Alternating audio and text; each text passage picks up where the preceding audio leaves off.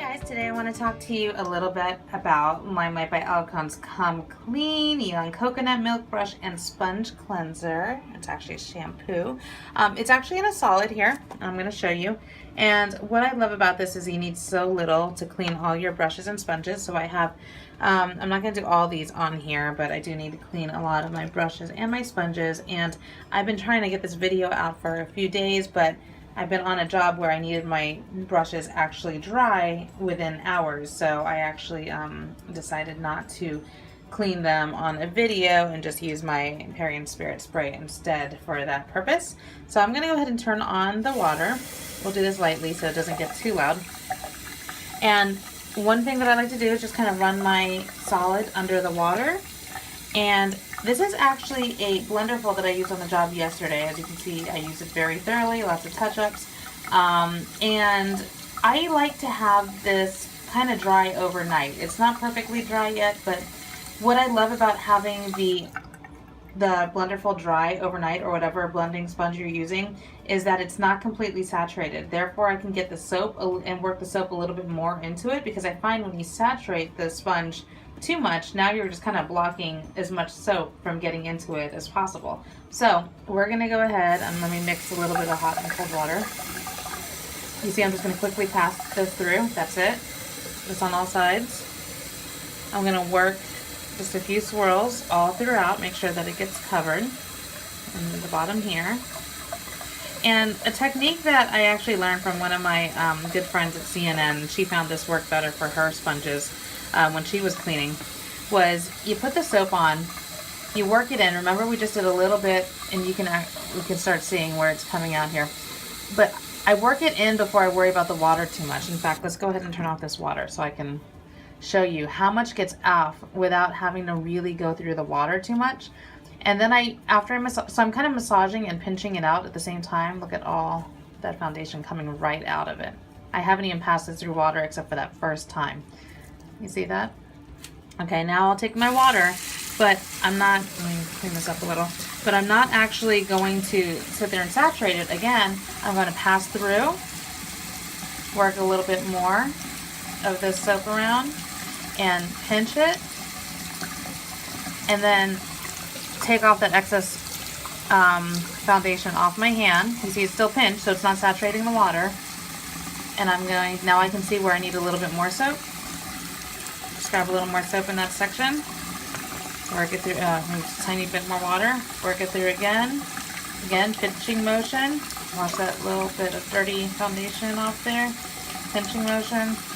So when I go fast with it, it's really just massage, massage, pinch, hold, massage, massage, pinch, and then pass it through. So that's all. I mean, well, here, let's get this one little spot here. Again, massage through a few times, and then pinch. See the foundation coming out? And pinch. Therefore, I don't need to use too much of the water. And in fact, I probably could have had this water off while talking to you about this. I get so weirded out when I'm doing a video that includes like washing my brushes and my water is running the whole time. Like, it drives me insane. Alright, so the Blenderful is looking amazing, right? So we're just going to squeeze that out and let this settle here. And I'm going to do something with our brushes. So for foundation brushes, we're going to do pretty much the same thing. What I'm going to do is I'm going to slightly pass this through water. I'm going to use my palm as well as kind of squeezing out any color so I can see when the water starts running clean. I can do one more quick pass through the soap and you'll see what I mean. But again, using as little of our products possible. We want this solid to last a long time, right? So I'm going to go against my hand there. And that just really works it in. Okay, and now I can go through and kind of just pinch out. Same thing like I did with the Blenderful sponge here. Just pinch everything out. Alright, and then I make sure to pinch the excess water out, shape this so that it doesn't dry in some weird frayed way. Get all this excess water out, shape that, and then place that down. Next we're gonna do, I like to do my light brushes. So when I say light brushes, oops, all that. When I say light brush, I mean these are like all kind of fluffy, textured. So I don't necessarily need to do these one at a time. I do a quick pass, get them in the, see the product in there, get them in there. I just do a couple times over. It's just a quick swish. Go against my hand. My hand here, and then start pinching out. When I pinch it out and I see that there's no brown or shadow color or makeup color in it, then I know that we're good to go.